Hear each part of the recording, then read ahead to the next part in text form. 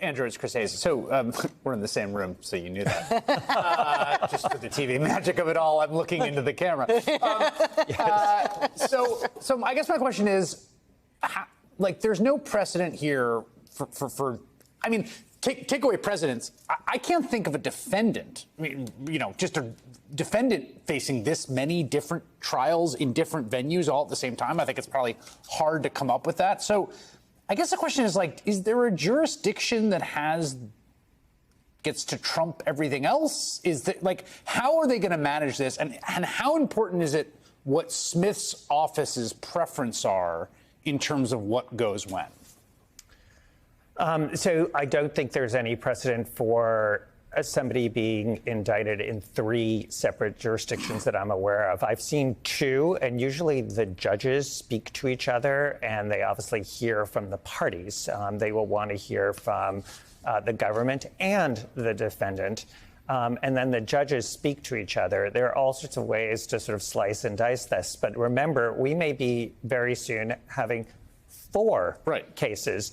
And so there will need to be some discussion. And usually judges behind the scenes are having those conversations.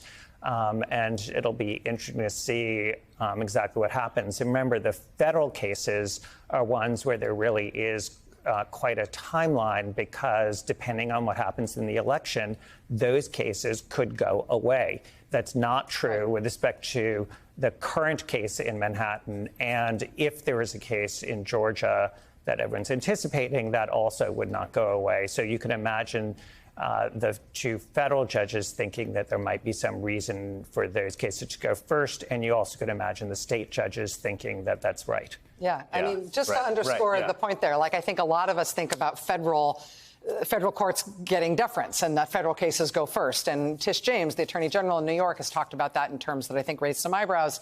But in this case, I mean, as you've been talking about, Alex, as these things proceed, both in court and in politics, there is something that happens at the next election, which is that if Trump is the Republican nominee and he is elected, he will eliminate the Justice Department for all intents and purposes, at least as it pertains to these cases, and they will disappear. He can't pardon himself or do anything to affect, as president, something that happens in a state court. And so there is a strategic case for the state cases to go ahead, even potentially before the federal cases, even though that would usually be the other way around. Well, and by the way, the states are picking up speed in terms of their prosecution of people involved in January 6th. Today, 2 fake electors in Michigan were indicted. The states have said very plainly that that is not the end of the road as far as their Michigan has said very clearly it's not the end of the road in terms of them prosecuting January 6th. Bonnie Willis has been very clear that she's ready to go.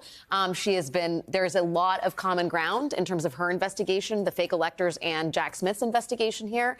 And then, we don't know what's going to happen in other states that Trump targeted to disenfranchise voters there. But I think the state attorneys general are fired up and ready to take up the mantle. I mean, just in Michigan alone, we've got, as you said, we got 16 fake electors who were indicted 2 weeks ago.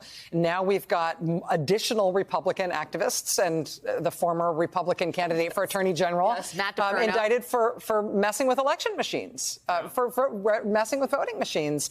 And there is yet new stuff in the Michigan section of this indictment that was brought today and showed to the public. There's pages and pages of stuff that we didn't know before in terms of what happened in Georgia, in terms of including brand new information about what happened when Mark Meadows went down to insert himself into the recount in Georgia.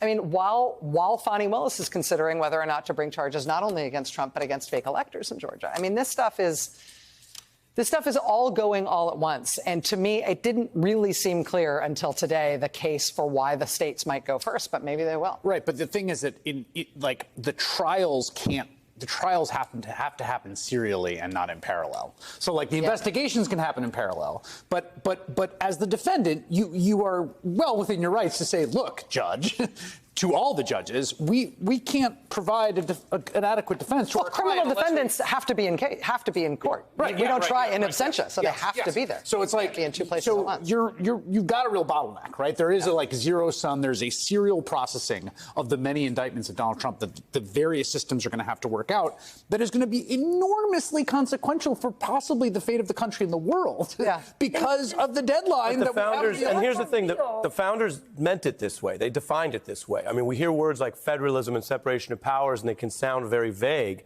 The fact that states have these independent powers to try, as a jurisdictional matter, serious crimes in their state, right, which could still happen in Georgia, that's part of the system. Yeah. And he is just a citizen. That's why Smith keeps referring to him as just a defendant. I don't think all these questions are resolved yet, but the fact that both before or even during any future government service, he can't dismiss everything as a federal power is part of our system.